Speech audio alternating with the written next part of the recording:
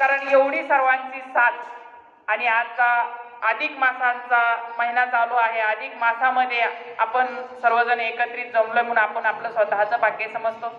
मला वेळ फक्त 5च मिनिटाची दिली. 5 देशाला कसं जाऊन येता येईल बरं 5 मिनिटात, पण तरी मी येण्याचे प्रयत्न करीन, कारण तिथं जायला इमानच असते म्हणून फास्ट जाऊ आपण.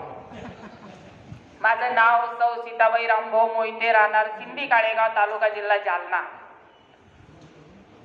आज आपली सर्वांची योगायोगाची भेट आहे. निमित्त आपल्याला मधुसूदन महाराज असतील, आपल्या दिदी असतील, सर्व आमची टीम म्हणून आपण सर्वांची ओळख झालेली आहे. माझा एक सिंदी काळेगाव जालन्यामध्ये, तिथं एक छोटूसा कावळा प्रक्रिया उद्योग आहे. 1997 ला रोपवाटिकेचं प्रशिक्षण घेतलं, रोपवाटिका टाकली. 2003 ला आवळा प्रक्रिया उद्योगाची सुरुवात केली. अवघ्या 200 रुपये भांडवलामध्ये आवळा प्रक्रिया उद्योगाची सुरुवात केलेली आहे. आता आपण सर्वांना आवळा कॅन्डी खाल्ली, ज्यांनी खाल्ली त्यांनी खाल्ली, ज्याला नाही मिळाली त्यांना परत देईल मी. तर सुरुवात आवळा कॅन्डी पासून केली. आवळ्याचे 14 प्रोडक्ट आहे, पूर्ण महाराष्ट्रामध्ये मार्केटिंग करते. आवळा कॅन्डी आहे, आवळा ज्यूस आहे, आवळा गुलाब गुलकंद आहे, हर्बल चहा आहे, मसाला चहा आहे. श्री भोलेश्वर नावानं हा प्रोडक्ट मार्केटमध्ये उपलब्ध आहे. श्री अनुसाया फळ रोपवाटिका नावानं रोपवाटिका आहे. सीताराम कृषी पर्यटन केंद्र नावानं आमचं पर्यटन केंद्र आहे. आणि निसर्गरम्य नावाने हॉटेल आहे. असे आमचे 3-4 व्यवसाय आहे. लक्ष्मी बांबू विक्री खरेदी केंद्र सुद्धा आहे. लक्ष्मी माझ्या सुनबाईचं नाव आहे, सीताराम आमच्या दोघांचं नाव आहे, अनुसाबाई आमच्या सासूबाईचं नाव आहे, आणि सकाराम पाटील बहुउद्देशी सेवाभावी संस्था जी आहे हे माझ्या सासऱ्यांचं नाव आहे. म्हणून हा सर्व काम करीत असताना एक सर्वात आगळा वेगळा विषय जे शेंडगे साहेबांनी मला सांगितला की तुम्ही आमच्या सर्वांच्या समोर मांडा. तुमच्या पुढं बोलणे इतकी मी मोठी सुद्धा नाहीये, पण एक मला जेवढं अनुभव आले एवढे मी सांगायला सुद्धा कधीच कमी करीत नाही. कारण मी मराठवाड्याची शेतकरी संघटनेची व्यापारी महासंघटनेची मराठवाड्याचे जिल्हा अध्यक्षपद माझ्याकडे आहे. 15 वर्ष मी जिल्ह्याचे अध्यक्ष राहिले ना, आता नेमकंच महाराष्ट्राचे मराठवाड्याचे अध्यक्ष झाले. पण हे सगळं काम करीत असताना एक मनापासून आनंद होतो की आपलं काम करीत असताना कामामध्ये काम काही मना राम राम ह्या पद्धतीनं भामचंद्र डोंगराचा विषय आमच्याकडे आला थोडक्यात. आणि खारीचा वाटा म्हणून आपण सर्वजण काम करतोय. सिंहाचा वाटा तर आपल्या मधुसूदन महाराजांचा आहे, पण आपण एक खारीचा वाटा म्हणून सर्वजण सोबत आहे. तर हे काम करीत असताना मला अक्षराची ओळख नाही. तुमच्या सगळ्यामध्ये कमी शिकलेली म्हणजे मीच असेल. मी वर्गात जाऊन शिकलेच नाही. लग्न झाल्यावर माझ्या मिस्टरांनी मला सही करायला शिकवली. मला आजही फक्त सहीच येते, दुसरं काहीच येत नाही. पण ज्यावेळेस मी परदेशात गेले, ती कशी गेले ते तुम्हाला सांगणार आहे. कशासाठी गेले ते सांगायला एवढा वेळ नाही, कारण इतिहास आहे 22 वर्षाचा. फक्त कशी गेले ते सांगणार. ज्यावेळेस आवळा प्रक्रिया उद्योग टाकला त्यावेळेस 1 रुपयाची पॅकिंग केली. शाळेत मालिकला, बसमध्ये मालिकला, रेल्वेत मालिकला 200 रुपये सुरू केलेला उद्योग 1 रुपयाची पॅकिंग केली. आज रोजी केवढ्याचा आहे ते सांगणार नाही, कारण मी कधीच माझी स्वतःची उमर आणि स्वतःची उत्पन्न कधीच कोणाला सांगत नाही आणि सांगायचं सुद्धा नसतं. म्हणून हा उद्योग करीत असताना आगळा वेगळा अनुभव कसा आला ते सांगायचंय. 2003 ला जिजामाता सावित्रीबाई फुले पुरस्कार मिळाला. 2007 ला जिजामाता कृषीभूषण पुरस्कार मिळाला आणि 2009 ला महाराष्ट्र उद्योगिनी पुरस्कार मिळाला. असे एकूण आतापर्यंत दोघा पती पत्नीला मिळून 145 पुरस्कार मिळाले. हे माझे नसून आपले सर्वांचे आहे. पुरस्कारासाठी काम केलंच नाही, कामासाठी काम केलं, पुरस्कार मिळत गेले. त्याच्यातला सगळ्यात आगळा वेगळा मिळालेला पुरस्कार त्याच्याविषयी झालेला परदेशी दौरा त्याच्याबद्दल बोलणार.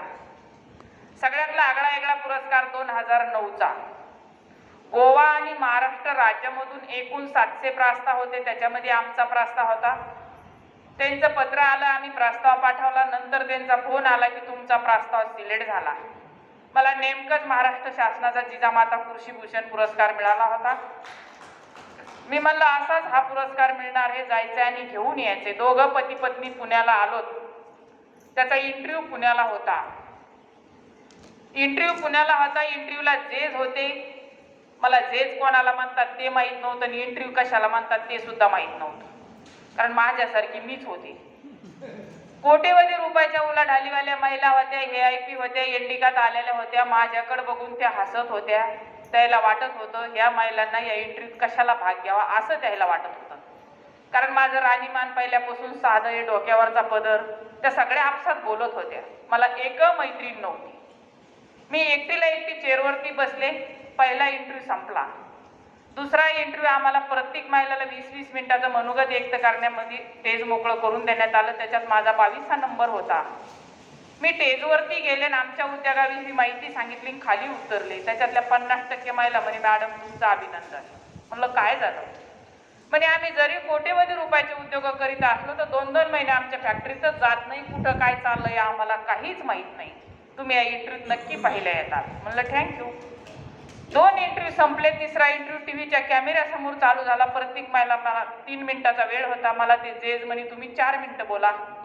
म्हणलं असं का, प्रत्येकाला 3 मिनिटं मला का 4 मिनिटं? म्हणलं तुमचे खूप अनुभवाचे बोले आम्हाला टीव्हीवर दाखायचे म्हणून 4 मिनिटं. म्हणलं ठीक आहे. 4 मिनिटाचा इंटरव्ह्यू द्यायला आणि त्याला विचारलं सर याचा निकाल. ते म्हणजे गोवा आणि महाराष्ट्र राज्यामधून एकूण 700 प्रस्ताव होते. 700 मध्ये 130 सिलेक्ट केले. 130 मध्ये सुवर्ण पदकसाठी 4 आणि रौप्य पदकसाठी 7 काढायचे. ज्यांचा नंबर येईल त्यांना रात्री 10 वाजता फोन येईल, ज्यांचा नंबर येणार नाही त्यांना फोन बी येणार नाही.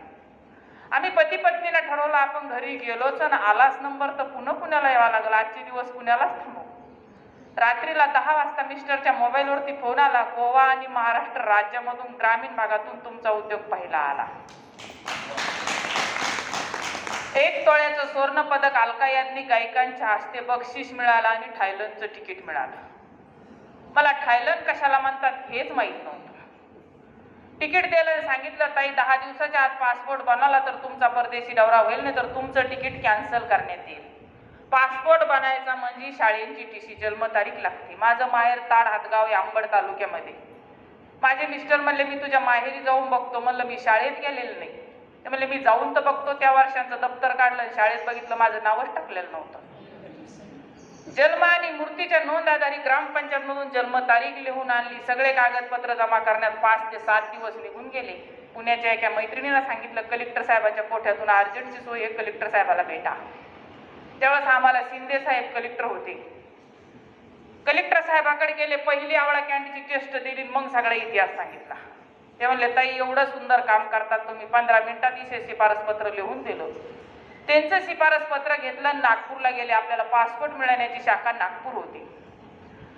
नागपूरला गेल्यानंतर इकडे सर होते, इकडे मॅडम होत्या. 2 मिनिटं विचार केला. महिला असल्यामुळे महिलांकडेच गेले. सगळा इतिहास सांगितला. त्या ताई ऐकत नव्हत्या. शासकीय प्रोसिजर प्रमाणे पासपोर्ट बनायचं म्हणजे 45 दिवस लागतात. कलेक्टर साहेबाच्या शिफारस पत्रांना पासपोर्ट बनायचं म्हणजे कमीत कमी 5 दिवस लागतात. म्हणलं ताई प्रयत्न केले तर काय होतंय मला चांगलं माहिती आहे. प्रयत्न केले तर वाळूच्या कानातून तेल गळतंय. बघा काय प्रयत्न करता येतील ते करा. एवढं बोलल्यानंतर त्या म्हणे ताई तुम्ही एवढंच बोलता तर 5 वाजेपर्यंत बाहेर जाऊन बसा, बघते काय करायचं. 5 वाजेपर्यंत बाहेर येऊन बसले. पुन्हा 5:15ला जाऊन उभा राहिले. त्या म्हणल्या अजून इथंच का? म्हणलं त्या द्या ना ताई पासपोर्ट बनवून. 5:30 ते 5:45 वाजता ताईंनी पासपोर्ट बनवून हातात दिला. पासपोर्ट घेतला आणि पुण्याला गेले. पासपोर्ट मिळाला आणि परदेशी दौरा केसरी मार्फत झाला. 1 तोळ्याचं सुवर्ण पदक केसरी मार्फत मिळाला आणि माझा परदेशी दौरा झाला. परदेशात जायचं म्हणजे ड्रेस घालावा लागतात. माझ्या सासऱ्याला माझा डोक्यावरचा पदर कधी खांद्यावर चालला नाही, तू ड्रेस घालणार का? 10 दिवस माझ्या सासऱ्यांनी परवानगीच दिली नाही. सासऱ्यांनी परवानगी दिली पण म्हणले इथून ड्रेस घालून जायचे नाही, तिकडे आणलेले फोटो कोणाला दाखायचे. म्हणलं मान्य. तिथे गेल्यानंतर त्यांनी इन्शुरन्स उतरलं. रस्त्याने जाताना मला विचारलं ताई तुम्ही परदेशात जाणार आहे आणि रस्त्याने इमानाचं काही झालं, तुमचं काही बरं वाईट झालं तर तुमच्या बॉडीचं काय करायचं? 2 मिनिटं विचार केला. म्हणलं जिथं काय होईल तिथंच टाकून द्या. म्हणजे का बरं घरच्याला कंटाळे वाटतं? म्हणलं कंटाळे तर मुळात नाही, पण चांगलं काम करता आणि मरण आलं तर आनंद खूप आहे. 50 वर्षे जगले तरी एक दिवस मरणारे, मरावे पण कीर्तिरूपी उरावे असं म्हणून इन्शुरन्स उतरलं, परत आले. रस्त्याने येताना मिस्टरला म्हणलं खरंच काय होईल का? परदेशात जाण्याची संधी जरी मला उद्योगामार्फत मिळाली असेल तर पूर्ण श्रेय माझ्या मिस्टरला जाते. मी म्हणायची मला लिहिता येत नाही, वाचता येत नाही, मला तुम्ही परदेशात कशाला पाठवतात? पण ते मला म्हणायचे तुला बोलता चांगलं आहे, ते तू बोलत बोलत जाशील आणि बोलत बोलत येशील, काही अडचण येणार नाही. असं म्हणून मी परदेशात गेले. ठराविक व्यक्ती मला जालन्यापर्यंत वाटा लावायला आले, काही व्यक्ती पुण्यापर्यंत आले, कारण आम्ही परदेशात जायची तारीख ती यायची तारीख सांगितली होती. कारण काय असतं, आपण स्वतः किती ठाम असलो, एखाद्या आजीबाई येतात, आपल्या तोंडावून हात फिरवतात आणि त्याच्या डोळ्यात पाणी येतं आणि त्याच्या डोळ्यातलं पाणी बघून आपल्या सुद्धा डोळ्यात पाणी येतं. म्हणून जाताना रडत गेल्यापेक्षा आल्यानंतर काहीतरी हसत सांगता येईल म्हणून ठराविक व्यक्तीला जायची तारीख सांगितली. माझे मिस्टर पुण्यापर्यंत आले. पुण्यावरून 3 बायका होत्या, एक नांदेडच्या ताई होत्या. प्रश्न विचारला, त्या घरीच थांबल्या इन्शुरन्ससाठी आणि फिरी फक्त 3च होतं. पैसे भरून 300 बायका होत्या पुण्यावरून. सगळ्या बायकांना माहित होतं सीताताईला लिहिता येत नाही, वाचता येत नाही, काहीतरी कर्तबदारी केली आणि आपल्या संगत फिरी येऊ राहिले. म्हणून सगळ्या बायकांची नजर माझ्याकडे बघण्याची वेगळीच होती. मी इमानानं गेल्यानंतर तिथं आम्हाला फिरायला बस होत्या. मी बसमध्ये आवळा कॅन्डी कशी बनायची ती सगळ्या बायकाला सांगितली. आंतरराष्ट्रीय विमानतळावर गेले, माझा पासपोर्ट चेक केला, त्या एकटीने फॉर्म दिला आणि मला सांगितलं मॅडम हे फॉर्म भरून द्या. मी म्हणलं प्लीज सर मला येत नाही. त्याला वाटलं मला इंग्रजी येत नाही. तुम्हाला सगळ्याला इंग्रजी येते, पण तुमच्या आजूबाजूला जर कोणाला येत नसेल तर तिला कधीच म्हणू नका तुला हे येत नाही, कारण जे आपल्याला येत नसतं ते कोणाला तरी खूप चांगलं येत असतं.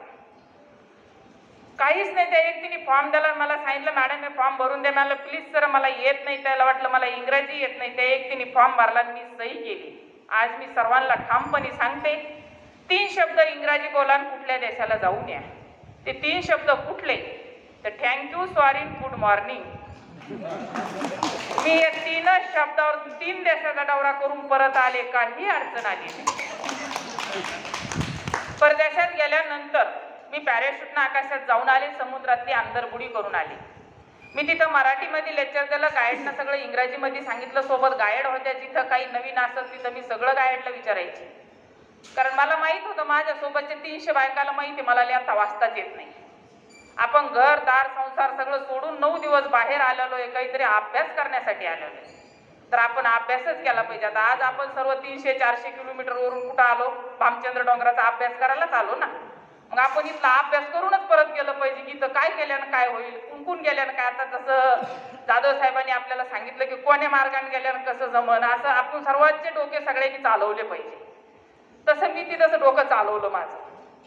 मी तिथे सगळ्या गोष्टीचा बारकाईनं अभ्यास केला. ज्यावेळेस समुद्रामध्ये जायचंय, आपल्या भाषेत सांगायचं म्हणजे समुद्रात अंतरबुडी करण्यासाठी आपल्याला ऑक्सिजन लावतात, आपल्या दोन्ही हातात मुरमुरे देतात आणि आपल्या भाषेत बोलायचं म्हणजे स्पष्ट समुद्रात ढकलून देतात. 500 फूट तळात गेल्यानंतर ते आपल्याला वरतीच सांगतात 500 फूट तळात गेलं तर एक मासा 2-2 क्विंटलचा आहे. मासा दिसला की हातातले मुरमुरे सोडून द्या. सोडून द्या म्हणण्याच्या ऐवजी मासा दिसला की मुरमुरे आपोआप सुटून जाते, सोडून द्यायची काही गरज पडत नाही. म्हणून नारी नारी काय कहते हो, नारी रतन की खान है, इस नारी का अपमान न करना, हे सावित्री का प्रमाण है, हे सावित्री का प्रमाण है. बोलण्याजोगं खूप काही आहे, पण आमचे शेंडगे दादा असतील, सर्व टीम, कारण इथं नाव घेणं इतकं शक्य नाही. प्रत्येकाचं काम खूप महान आहे. प्रत्येकाचं काम एवढं महान आहे की आपल्या आपल्या क्षेत्रामध्ये प्रत्येक जण काम करीत असतं. माझ्या जिजाऊच्या लेकी सर्वजण इथं बसलेल्या आहेत, यांचं सुद्धा सर्वांना खूप खूप मोठं काम आहे. म्हणून आपल्याला मी महाराष्ट्रभर व्याख्यान देते. माझ्या उद्योगावरती आमच्या दोघा पती पत्नीवरती 7 मुलांची PhD झाली. मी माझं स्वतःचं असं भाग्य समजते की मला पहिल्या वर्गात जरी जाता आलं नाही तरी माझ्या उद्योगावरती माझ्या स्वतःवरती 7 मुलांना PhD केली. विद्यापीठाच्या आमच्याकडे जे व्हिजिट येतात, BSc अग्रीवाले मुलं असतील, इंजिनिअरिंगचे मुलं असतील, त्या मुलांच्या महाराष्ट्रभरातून विद्यापीठातून आमच्या उद्योग बघायला व्हिजिट येते. त्या मुलांना एक सही दिल्यानंतर 4 मार्क मिळतात. माझ्या एका सहीचे त्यांना 4 मार्क मिळतात आणि मला फक्त सहीच येते, त्याच्या पुढं काहीच येत नाही. म्हणून मी माझं खूप भाग्य समजते. आणि आपल्याला सुद्धा एक कळकळीची विनंती आहे की आपल्या हातामध्ये हा खारीचा वाटा सर्वांना मिळालेला आहे. याचं किती संधीचं सोनं करायचं हे प्रत्येकाने ठरायचं. कारण कोरोनासारख्या महामारीमध्ये रती महारथी मेले, पैशाचे पोते उशाला घेऊन मेले, काहीच करता आलं नाही. पण आपला जिवंत राहण्यात नंबर लागला, किती भाग्यवान म्हणा.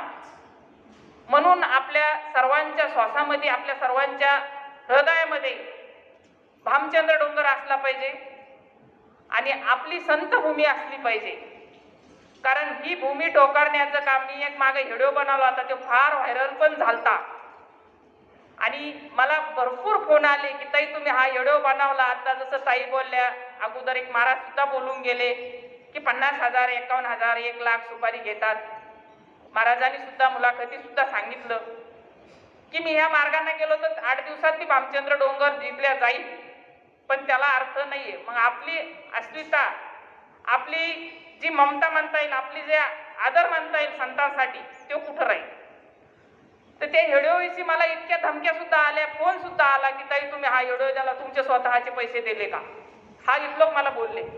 मी त्यांना एकच वाक्यात सांगितलं की माझे स्वतःचे पैसे मी दिलेच नाही, पण माझ्या गावातल्या शेतकऱ्यांनी घाम गाळून 1-1 रुपये जमा करून वर्गणीचे पैसे तुम्हाला दिलेले आहेत, माझे नाहीचे. आणि जेही फोन केला त्यांना, आमच्या साहेबाला फोन आला, मी त्यांना सांगितलं की जे तुम्हाला बोलतात त्याला माझ्याकडे द्या, की बाबा तू घेतले नाही, तू कशासाठी प्रश्न विचारतो, किंवा तू घेतले असतील. मग जेही मला फोन केला त्यांना स्पष्ट विचारलं की तुम्ही घेतले का? मी नाही घेत म्हणे. मग तुम्ही नाही घेत तर तुम्ही कशाला उघड घ्या? तुम्ही घेत नाही तर तुम्ही चला तिथं आमच्यासोबत, आम्ही तुम्हाला आमच्या ह्या लढ्यात घ्यायला सुद्धा तयार आहे. म्हणून न कोणाला घाबरता एकीचं बळ मिळतंय फळ, अशा पद्धतीने आपल्याला भामचंद्र डोंगरासाठी काम करणं फार गरजेचं आहे. आपण सर्वांनी काम केलं पाहिजे. आमचे इथले सोडगे दादा असतील, असे सर्व टीम नाव घेणं, इतके रती महारथी याच्यामध्ये काम करतात. म्हणून आपल्याला सुद्धा कळकळीची विनंती राहील, ज्यांच्यापेक्षा मोठी असेल त्यांची छोटी बहीण म्हणून, ज्यांच्यापेक्षा छोटी असेल त्याची मोठी बहीण म्हणून माझा हा शब्द स्वीकार. आपल्या माधवताई असतील, माधवताईचे फार मोठा याच्यामध्ये एक सिंहाचा वाटा म्हणता येईल. महाराज असतील, माधवताई असतील, यांचा फार मोठा वाटा आहे. पण कसं असतं, आता मग बोलता बोलता जाधव साहेब जसं म्हणले की आम्ही तुमच्या सोबत आहे. बरेच जण काय म्हणतात, बाबा तुम्ही लढा, आम्ही तुमच्या पाठीमाग आहे. पाठीमागाल जायचा काय भरोसा आहे? पाठीमागच कपडे घेऊन पळून गेले तर? म्हणून माग नाही, आम्ही तुमच्या सोबत आहे म्हणून काम करायचे आपल्याला. एक हाक मारली तर सर्वांना सोबत यायचं. 5 मिनिटाचा वेळ द्यायचा, माझे 15 मिनिटं झालेले आहेत. म्हणून येळेचं भान म्हणून मी इथंच थांबते. आम्ही दोघं पती पत्नी कधी बी 5 देश सांगा ना तुमचे. हा, इस्रायलला गेलते, थायलंडला गेलते, मलेशियाला गेलते आणि 3च देशाला गेले. 5 नाही, 2 अंगचे सांगितले. ते बहुतेक त्यांनी ऍडव्हान्स मध्ये सांगितले असतील, पुढचे जायचे असतील एखादे. म्हणून आपण कशाला म्हणायचं नाही म्हणून, सण एखाद दिवस येऊ येणार असले तर नाही कशाला म्हणायचं त्या शब्दाला. म्हणून 3च देशाला जाऊन आले. 5 सांगितले त्यांना. येत्या काळामध्ये दोघं जोडीने जाऊ. पहिल्याने एकटीच गेलेले, कारण यांना आश्वासन दिलेलं आहे ना. राज्यपाल पुरस्कार मिळालेला अनुभव सांगा ना, फॉरेनचे अनुभव. फॉरेनचे अनुभव असे आहेत की आता ताई जे बोलल्या अगोदर राज्यपाल पुरस्कार, मी तर आपल्या भामचंद्र डोंगराच्या कामाला लागले त्यावेळेस एकदा मुलाखती सुद्धा सांगितलं होतं की मला जिजामाता कृषी भूषण पुरस्कार मिळाला.